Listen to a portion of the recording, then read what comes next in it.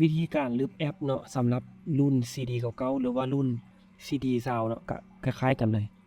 เพราะมันยังเป็นเวอร์ชันเดียวกัน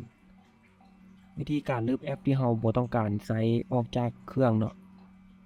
อันดับแรกให้เราหาตั้งค่าก่อนเนาะรูปฟันเฟืองนี่กดเข้าไปตั้งค่าเลยแนะนำให้เปลี่ยนเป็นภาษาไทยก่อนเด้อ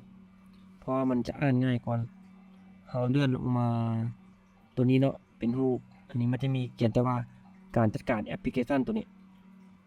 กดเข้าไปเลยเลื่อนลงมามันจะมีนี่เนาะดูทาง131แอปอันนี้แอปตัวนี้เราโหลดไว้หลายมันก็เลยมีหลายแอปเลื่อนลงมาเราก็หาแอปที่เราบ่ต้องการเราอยากลบออกนะเลื่อนหาแล้วก็ลบได้เลยเดี๋ยวเราลองลบจากแอปเบิ่งตัวนี้เบิ่งเลื่อนลงมานี่สังเกตตัวนี้เนาะมันจะมีคำว่าถอนการติดตั้งกดตัวนี้แล้วก็กดตกลง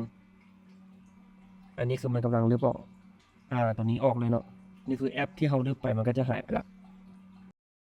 อันนี้คือวิธีลบง่ายๆเลยเนาะ